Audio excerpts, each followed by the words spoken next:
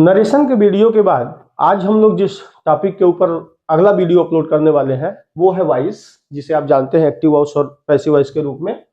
Voice को आज सबसे पहले समझते हैं कि वॉइस है क्या। अलग अलग किताबों में इसकी परिभाषा अलग अलग तरीके से दी गई है। वॉइस को सबसे पहले तो आप इसी वॉइस से समझिए, आवाज से। लेकिन इसका हिंदी बहुत बार किताबों में आपने देखा होगा वाच्य। वाच्य से एक शब्द आपको सुनने को मिला होगा, वाचन एक शब्द है। आपने देखा होगा ये रिसाइट द पोयम, कभी कभी टीचर कहता है कि इस पोयम को रिसाइट करिए, इसका वाचन करिए। इससे भी आसान एक और शब्द है। गांव पे आपने सुना होगा कि लोग कहते हैं कि सत्यनारायण बाबा की कथा हुई है, सत्यनारायण भगवान की कथा, और इसे भोजपुरी में लोग बोलते हैं अपने हिसाब से कि यार सत्यनारायण बाबा के कथा बचाइल है, कथा बचाइल है। वाचन का एक रूप है, यानी वाच्य का एक तरीका है, उसी से पकड़िएगा। कहने का एक तरीका, वाचन से मतलब है वाच्य से। तो वाच्य का मतलब यहाँ पे क्या हो जाएगा कि एक्सप्रेशन, जो भी बोलते हैं, जो भी वाच्य, जो भी वाचन करते हैं, जो भी हम वॉइस निकालते हैं, जो बोलते हैं, ये दो तरीके से बोलते हैं, एक्टिव वॉइस के रूप में और पैसिव वॉइस के रूप में। तो एक्टिव और पैसिव का जो मतलब है वो समझिए। सबसे पहले एक्टिव क्या है? एक्टिव जैसा कि वाक्य से ही दिख रहा है कि एक्टिव है, तो इसमें एक्टिव कौन है? सब्जेक्ट। एक्टिव कौन है? सब्जेक्ट। और पैसिव वॉइस में दूसरा जो है पैसिव, तो पैसिव, एक्टिव का मतलब सक्रिय। सक्रिय कौन होगा? कर्ता, subject of the sentence, subject of the verb. क्रिया का जब सब्जेक्ट एक्टिव होगा, एक्टिव वॉइस, और क्रिया का सब्जेक्ट जब पैसिव होगा, निष्क्रिय होगा, वाक्य में अर्थ नहीं बदलेगा, अर्थ वही रहेगा जो एक्टिव वॉइस का है।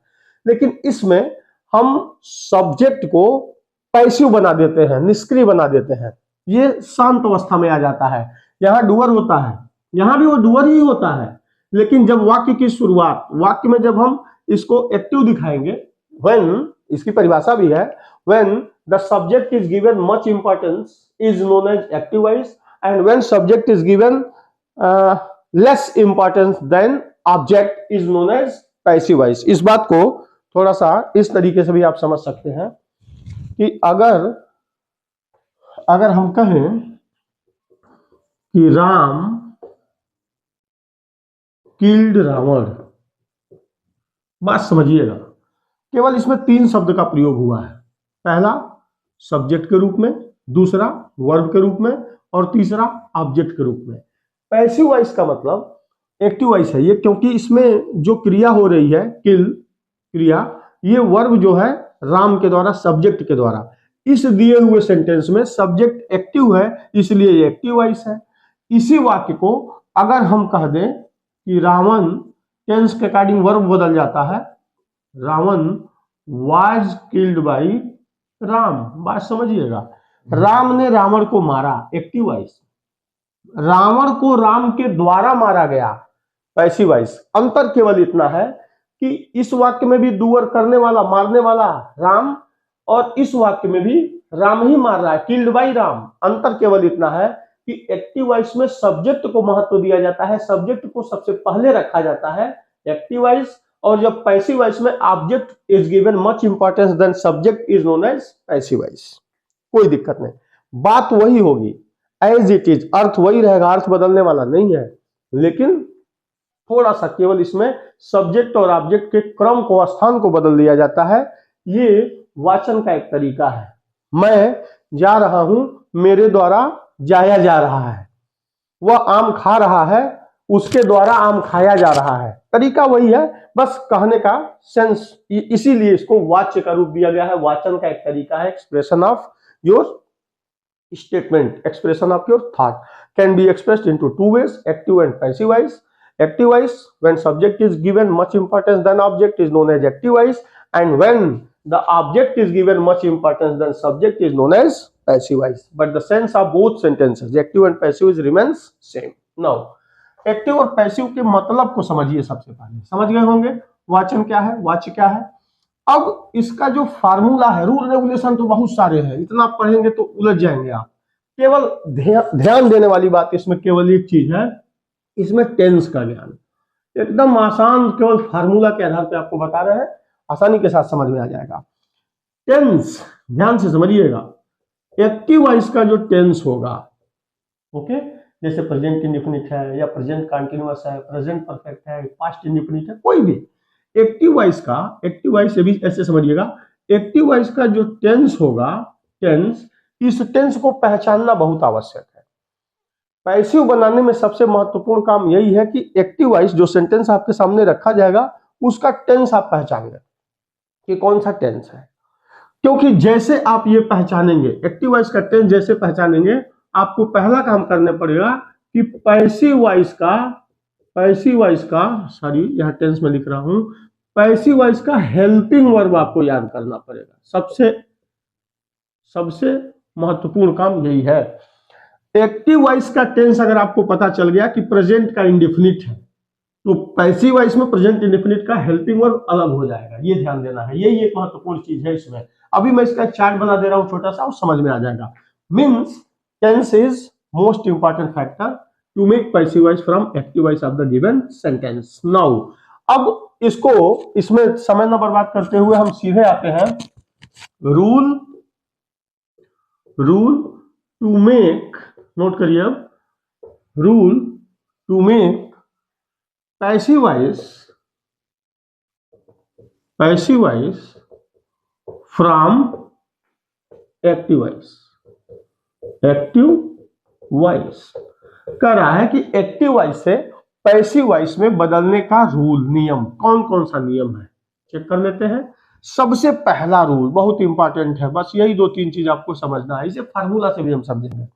चूंकि ध्यान दीजिएगा हम बना रहे हैं पैसिव, तो पैसिव में याद रखिएगा, अभी मैंने एक एग्जांपल दिया था, राम किल्ड रावण, तो रावण सबसे पहले आ गया था। मींस ऑब्जेक्ट, अभी समझा रहे हैं इसको, ऑब्जेक्ट ऑफ, ये मैं ऐसे ही लिख रहा हूं, आप समझ जाइएगा, object of active voice is made subject of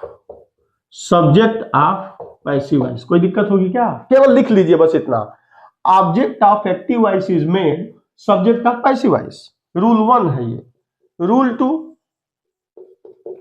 to ध्यान दीजिएगा, अब यही इंपॉर्टेंट होने वाला है। According to the tense of active voice, helping verb of passive voice is used. बदल जाएगा, अभी समझाते हैं। रूल 3, अब देखिएगा, ऑब्जेक्ट सब्जेक्ट के स्थान पे आ गया, टेंस के हिसाब से हेल्पिंग वर्ब यूज हो जाएगा पैसिव वॉइस का, भी एक चार्ट बनाता हूं मैं। अब देखिएगा सबसे महत्वपूर्ण चीज, वर्ब जो भी मेन वर्ब होगी is always used in its, किस फॉर्म में? थर्ड फॉर्म, या इसी को पास्ट पार्टिसिपल फॉर्म कहते हैं ग्रामर की भाषा में।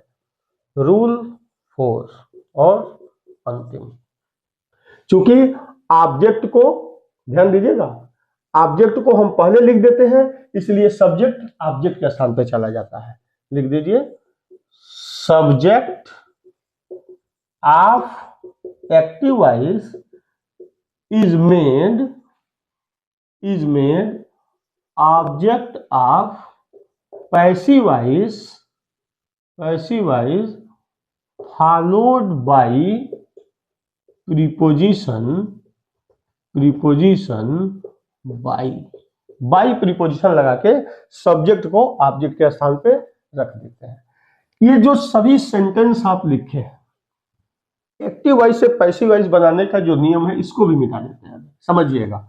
अभी मैंने एक एग्जांपल यहां रखा था कि राम किल्ड रावण, सब्जेक्ट कर्ता, वर्ब पास्ट इंडेफिनिट टेंस, और रावण ऑब्जेक्ट है। इसी का पैसिव भी आप लोगों ने बनाया था, Ravan was killed by Ram. देखिए रूल नंबर 1 यहां आपके सामने है, ये सब्जेक्ट है, ये एक्टिव वॉइस है, और ये पैसिव वॉइस है। एक एग्जांपल से सब कुछ समझ में आ जाएगा आपके क्या चल रहा है, क्या करने वाले हैं। एक्टिव वॉइस इसलिए है क्योंकि जो सब्जेक्ट है वो राम है, राम ने रावण को मारा। Doer of the verb is known as subject. वाक्य में जो व्यक्ति क्रिया को करता है वही सब्जेक्ट होता है। तो इसमें मारने का काम राम जी ने किया है, इसलिए यहाँ पे सब्जेक्ट के रूप में राम, वर्ब के रूप में आ गया है किल्ड, और मारा किसे है, ये ऑब्जेक्ट। आप जानते हैं कि अंग्रेजी का सेंटेंस इसी पैटर्न पे चलता है। हिंदी वाक्य होता है तो क्रिया हमेशा अंत में होती है हिंदी वाक्य में। राम ने रावण को मारा। मोदी जी कल योगी आदित्यनाथ जी से मिलने गोरखपुर आएंगे, हिंदी में हमेशा वर्ब अंत में होती है, लेकिन अंग्रेजी इसी हिसाब से चलती है कि जैसे सब्जेक्ट आया, सब्जेक्ट के तुरंत बाद वर्ब आएगा, उसके बाद ऑब्जेक्ट और अदर का स्थान है। ये तो कंफर्म हो गया होगा कि एक्टिव वॉइस इसलिए है क्योंकि सब्जेक्ट सबसे पहले राम, वर्ब और ऑब्जेक्ट। अब ये पैसिव क्यों है? सबसे पहला काम कि आपने लिखा है रूल 1 में कि object of active voice, active voice में देखिएगा, एक्टिव वॉइस ऊपर लिखा है राम किल्ड रावण, आप लिख रहे हैं ऑब्जेक्ट ऑफ एक्टिव वॉइस। तो एक्टिव वॉइस का ऑब्जेक्ट क्या है? Active voice Ram killed Ravan, object ये है, कह रहा है ऑब्जेक्ट ऑफ एक्टिव वॉइस, ठीक क्लियर है, इसकी बात हो रही है। Object of active voice is made subject of passive voice. तो आ तो गया सब्जेक्ट के स्थान पे रावण, ठीक। इस सेंटेंस में जो ऑब्जेक्ट है वो पैसिव वॉइस में क्या बन गया? ऑब्जेक्ट को हमने पैसिव वॉइस का सब्जेक्ट बना दिया, बन गया। दूसरा कह रहा है rule, according to the tense of active voice, इसका टेंस पहचानना है। वर्ब का सेकेंड फॉर्म किस टेंस में आती है? सिर्फ पास्ट इंडेफिनिट में। पैसिव बनाने का एक फार्मूला आज मोटा मोटी बता रहे हैं एक शब्द में कि पैसिव वॉइस हमेशा ऐसे एक कदम आगे चलेगा। फिर मैं पीछे जा रहा हूं, पैसिव वॉइस हमेशा एक कदम आगे हेल्पिंग वर्ब के रूप में। जैसे टेंस पहचानिए उससे एक स्टेप आगे ले लीजिए। अगर टेंस प्रेजेंट इंडेफिनिट है, डू डज लगा है, वर्ब में यस या यस लगा है, एक कदम आगे जाएंगे तो कंटिन्यूअस की हेल्पिंग वर्ब आ जाएगी इज ए मार। अब जैसे यहां पास्ट इंडेफिनिट है, एक कदम आगे आइए, पास्ट कंटिन्यूअस की हेल्पिंग वर्ब क्या? वाज और वर, बिल्कुल सही। तो इसके हिसाब से was, Ravan was. According to the tense of active voice, active voice के इस टेंस से, वर्ब से जैसे आपने पकड़ा helping verb of passive voice is used, तो इसका भी मैं चार्ट बना दे रहा हूं कैसे बदलेगा, वाज, ठीक। अब देखिए थर्ड रूल कहता है verb is always used in its third form. Passive voice की पहचान का भी एक तरीका है, जान लीजिए कि क्रिया जब भी आएगी, अभी ये सेकंड फॉर्म में थी लेकिन यहाँ किल्ड और किल दोनों फॉर्म एक ही जैसा है, किल किल्ड किल्ड, तो ये थर्ड फॉर्म के रूप में आ गई। चौथा कह रहा है, अब बचे हैं सब्जेक्ट एक्टिव वॉइस के, तो subject of active voice is made object of passive voice, लेकिन फॉलोड बाय प्रीपोजिशन बाई। अब बाई लगा के इस सब्जेक्ट को हम यहां रख देंगे, ये बना हुआ सेंटेंस पैसिव वॉइस है, कोई दिक्कत नहीं। अब देखिए इसका एक और फार्मूला लिख लीजिए, छोटा सा आसान, जो हमेशा आपको याद रहे, इसको समझिएगा। सबसे पहले ऑब्जेक्ट, देखिएगा पैसिव वॉइस का रूल है, फार्मूला के रूप में एक शब्द में लिख रहे हैं, लिख लीजिएगा ऑब्जेक्ट, मन करे तो यही नीचे लिख लीजिए एक्टिव वॉइस, लिख लीजिएगा ऑब्जेक्ट किसका? एक्टिव वॉइस का, प्लस हेल्पिंग वर्ब। अब ये ध्यान देना है, हेल्पिंग वर्ब, क्योंकि किसका हेल्पिंग वर्ब? पैसिव वॉइस का हेल्पिंग वर्ब। इसके बाद वर्ब की थर्ड फॉर्म प्लस बाई और प्लस सब्जेक्ट लिख रहे हैं, यहां ध्यान दीजिएगा क्योंकि सब्जेक्ट किसका? एक्टिव वॉइस का, और जो बच जाएगा वो अदर, इसको बढ़ा दीजिए यहां तक। ये रूल है आपका पैसिव वॉइस का। सबसे पहले ऑब्जेक्ट लगाएंगे किसका? एक्टिव वॉइस का। इसके बाद टेंस जैसे पहचानेंगे पैसिव वॉइस की हेल्पिंग वर्ब आ जाएगी, क्रिया हमेशा अपने थर्ड फॉर्म में रहेगी। जैसे सब्जेक्ट को हम लगाएंगे एक्टिव वॉइस को, उसके पहले प्रीपोजिशन बाई लगा देंगे और जो पोर्शन बचा हुआ होगा उसे हम अदर में ऐड ऑन करते चले जाएंगे। लास्ट में सेंटेंस जैसा होगा, असर्टिव होगा तो उस हिसाब से, इंट्रोगेटिव इंपेरेटिव अलग अलग, बस ये रूल है आपके। लेकिन रूल जो लिखा हुआ है आपने लिख लिया होगा, इसके बाद वही practice makes a man perfect, अभ्यास करिए क्लियर हो जाएगा। लेकिन उस अभ्यास के पहले आज आपको जो यहाँ सबसे मुख्य काम करना है इसको समझने के बाद, वह है पैसिव वॉइस का चार्ट बना लेना कि कौन सा वर्ब किस कंडीशन में लगेगा, बस इतना ही। सबसे आसान तरीका तो ये है, टेंस पहचानिए और एक कदम आगे, बस ऐसे हो गया खत्म एक ही शब्द में। लेकिन याद करिए, नोट कर लीजिए, हेल्पिंग वर्ब ऐसे चार्ट बना लीजिए, मन करे तो हेल्पिंग वर्ब आप पैसिव वॉइस कर दीजिए, पैसिव वॉइस समझ में आना चाहिए। लिखने का तरीका चाहे जो हो, सही हो गलत हो अलग मैटर है। आप चलिए लिखिए, टेंस बनाइए पहले।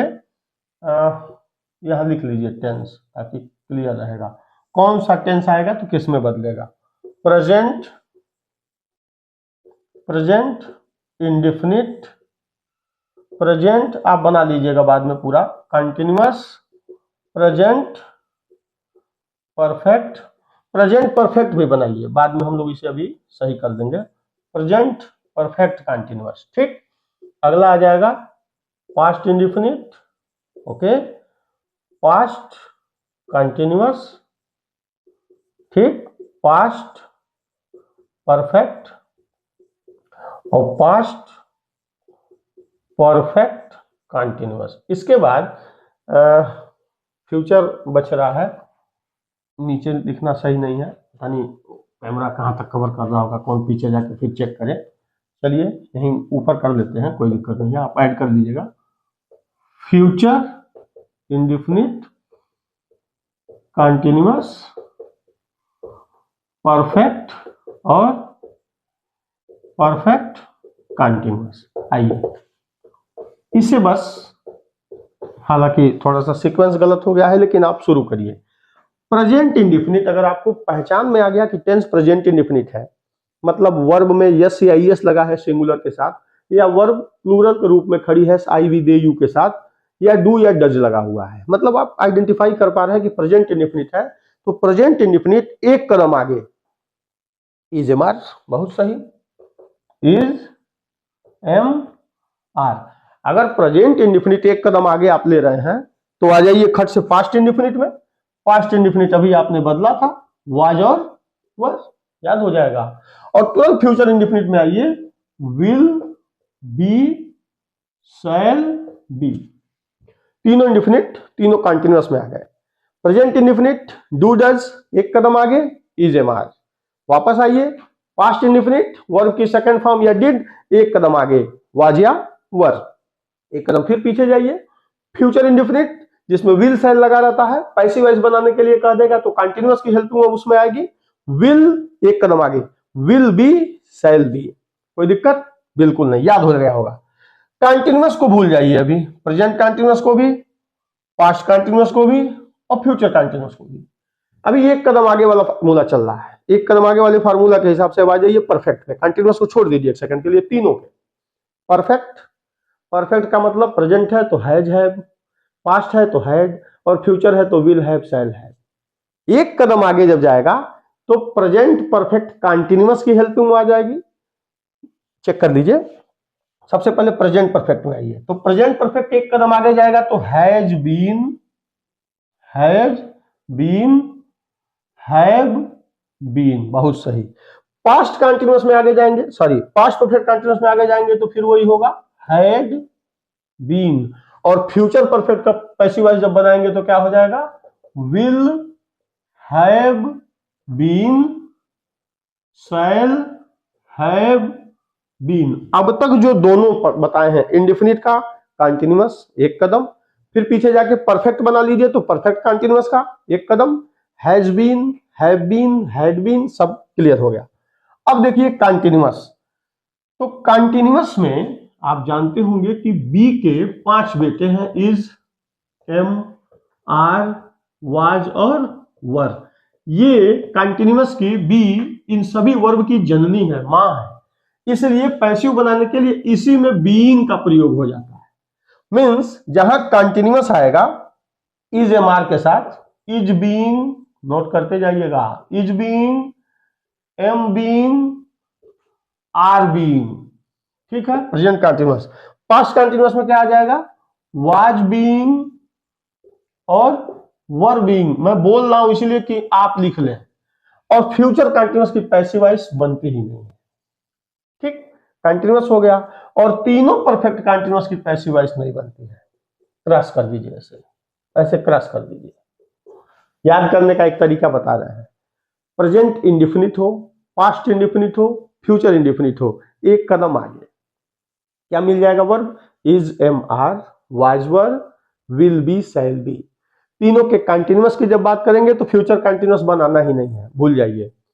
और बी में आईएनजी लगा देंगे तो is, am are, was, were, continuous में बीइंग लग जाएगा।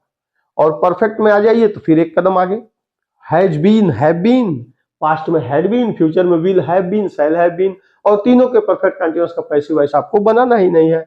मींस 4, 8, 12 टेंस में बनाना आपको 1, 2, 3, 4, 5, 6, 7, 8, यानी 4 का पैसिव वॉइस नहीं बनना है। किसका किसका? तीनों टेंस के परफेक्ट कंटीन्यूअस का, प्रेजेंट परफेक्ट कंटीन्यूअस का, पास्ट परफेक्ट कंटीन्यूअस का, फ्यूचर परफेक्ट कंटीन्यूअस का और फ्यूचर कंटीन्यूअस का। बाकी एक कदम आगे, और कंटीन्यूअस में इज, एम, आर, वाज, वर के साथ बीइंग, पैसिव तैयार। ठीक है, इसे आप लर्न करिएगा। अभी जब मैं एक्सरसाइज कराना शुरू करूंगा तो ये बार बार आएंगे, याद हो जाएगा, लगे हाथ, कोई दिक्कत नहीं है। बस सीक्वेंस थोड़ा ये लिखने का मेरा गड़बड़ हो गया है, इसके लिए सॉरी। आप अगली बार से ये ध्यान रहेगा। असल में नीचे लिखने में जगह नहीं था, इस वजह से मुझे फ्यूचर के लिए ऊपर जाना पड़ा है। चलिए अब इसे बनाइए, केवल एक सेंटेंस। रूल आपके सामने सब कुछ लिखा हुआ है। अब केवल 1 या 2 सेंटेंस का इसमें एग्जाम्पल के तौर पे मैं दूंगा और आपको आइडेंटिफाई करना है। जैसे Mohan eats an apple daily. देखिए 2-3 बातें इसमें मुख्य हैं। सबसे पहले जो ये वर्ब है, ये वर्ब हो किसके द्वारा रही है? मोहन के द्वारा। मीन्स ये सब्जेक्ट है, एक्टिव वॉइस कंफर्म हो गया। ध्यान देना है कि ये सब्जेक्ट है, इट्स वर्ब है, और एप्पल जो है ऑब्जेक्ट है, ये अदर में आ जाएगा। ओके, एक्टिव वॉइस आपके सामने आ गया। इसको जैसे आप देखिए, इसमें 2 काम करना है। पहला काम आपको ऑब्जेक्ट ढूंढना है कि ऑब्जेक्ट क्या है। तो सबसे पहले आपको लिख लेना है एन एप्पल, हो गया। टेंस पहचानिए, जिस वर्ब में यस लगा हुआ है सिंगुलर के साथ, या अगर यहां आई होता तो ईट लगा होता फर्स्ट फॉर्म के साथ, प्लूरल के साथ फर्स्ट फॉर्म लगा रहता, या अगर ये सेंटेंस निगेटिव है, डू या डज लगा हुआ है, इट मींस कि प्रेजेंट इंडेफिनिट है। बाकी सेंटेंस में मत जाइए। मोहन सिंगुलर सब्जेक्ट है, वर्ब में यस लगा हुआ है, means present indefinite. Present indefinite passive voice का वर्ब लगाना है, एक कदम आगे क्या हो जाएगा? Is, am, are. गुड। तो एन एप्पल इज ना, अगर ये सिंगुलर है तो एक से तो वर्ब आ गया इज। अब इस क्रिया के बाद रूल देखिएगा, वर्ब हमेशा अपने थर्ड फॉर्म में रहेगी, तो थर्ड फॉर्म हो जाता है ईटन। बाई के बाद सब्जेक्ट को ऑब्जेक्ट बना देना है, मोहन, और जो बच जाएगा वो लास्ट में चला जाएगा, daily. An apple is eaten by Mohan daily. अगर हम कहें, अभी केवल असर्टिव में ही हम रहेंगे, इंट्रोगेटिव इंपरेटिव में नहीं जाएंगे, अभी वो बाद का विषय होगा, ध्यान दीजिएगा। She is not reading Shakespeare's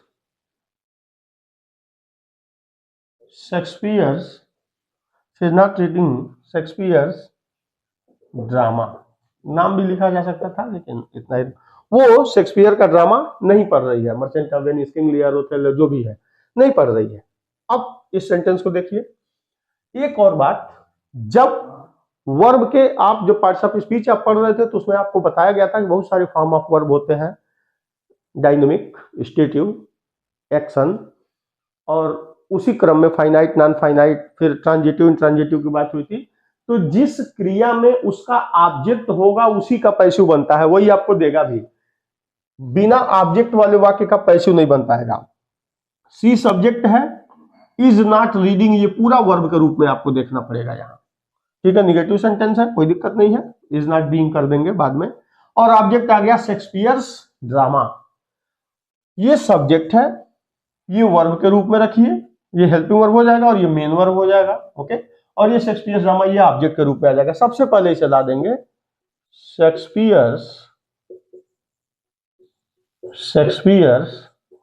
drama. अब देखिएगा, इज के साथ वर्ब में आईएनजी है, मतलब प्रेजेंट कंटीन्यूअस। और अभी मैंने लिखा था कि प्रेजेंट का कंटीन्यूअस हो या पास्ट का कंटीन्यूअस हो, जो बी के फॉर्म से उत्पन्न वर्ब है उसमें बीइंग लग जाना है। बस एक बात का ध्यान देना है कि जहां वर्ब 2 डिजिट में होगी, जैसे इज बीइंग, हैज बीन, इसमें वर्ब लगाना, इसमें निगेटिव लगाना होगा तो बीच में लगेगा, दोनों के, इज और बीइंग के बीच में, तो निगेटिव है यहां, तो Shakespeare's drama is not being. अगर यहां नॉट नहीं रहता सी इज रीडिंग शेक्सपियर्स ड्रामा, तो हो जाता शेक्सपियर्स ड्रामा इज बीइंग बस। लेकिन चूंकि यहां नॉट है इसलिए यहां भी आपको नॉट लगाना पड़ेगा, दोनों दो डिजिट के बीच में नॉट लग जाएगा। Shakespeare's drama is not being, verb की थर्ड फॉर्म, रीड के तीनों फॉर्म एक ही जैसे होते हैं, बाई। अब देखिएगा सी यहां सब्जेक्ट के रूप में है, लेकिन अभी नरेशन आपने पढ़ा था, तो सी का ऑब्जेक्टिव फॉर्म जब वहां जाएगा तो हो जाएगा हर। ध्यान दीजिएगा, Shakespeare's drama is not being red by her. ठीक है, अभी फिलहाल जैसे जैसे आप प्रैक्टिस करना शुरू करेंगे, बनाना शुरू करेंगे, आपकी समझ में आ जाएगा। आज के लिए जो आपको देखना है वो मुख्य रूप से ये देखना है कि एक्टिव वॉइस में सबसे पहले सब्जेक्ट, इसके बाद का स्थान वर्ब का, और इसके बाद का स्थान ऑब्जेक्ट का, बाद में जो बचता है वो अदर है। अब सबसे पहले पैसिव बनाने के लिए आपको ऑब्जेक्ट लाना है, आपने ला दिया एन एप्पल, इसका टेंस प्रेजेंट इंडेफिनिट है, एक कदम आगे जाएगा, वर्ब आ जाएगी इज, ये मुख्य क्रिया अपने थर्ड फॉर्म में आ जाएगी इटन, प्रीपोजिशन बाई के बाद सब्जेक्ट को लगा देंगे ऑब्जेक्ट के स्थान पे, और जो बचेगा वो डेली। बिल्कुल यही प्रक्रिया इस वाक्य में भी है, ये है ऑब्जेक्ट के स्थान पे शेक्सपियर्स ड्रामा आ गया सब्जेक्ट के रूप में, वर्ब इज के साथ रीडिंग है, बीइंग लगना है तो इज नॉट बीइंग, क्रिया रीडिंग जो थी इसका third form red, preposition by के बाद सब्जेक्ट जो है, सब्जेक्ट यहाँ सी की जगह, अगर यहाँ नेहा रहता तो वहां हम नेहा लिख देते, लेकिन ही, सी, आई, दे ये होंगे तो इनका ऑब्जेक्टिव फॉर्म ही नेहा लगेगा, तो यहाँ सी का हर है, ही होता तो हिम हो जाता, आई होता तो मी हो जाता, दे होता तो देम हो जाता, ऑब्जेक्टिव फॉर्म लग जाता। आज के लिए असर्टिव सेंटेंस से संबंधित बस इतना ही। जिस दिन इसका प्रैक्टिस सेशन रखा जाएगा उस दिन सारे सेंटेंस को मिला के बनाया जाएगा। अगले सेंटेंस में हम लोग इंट्रोगेटिव का अध्ययन करेंगे। बहुत बहुत धन्यवाद।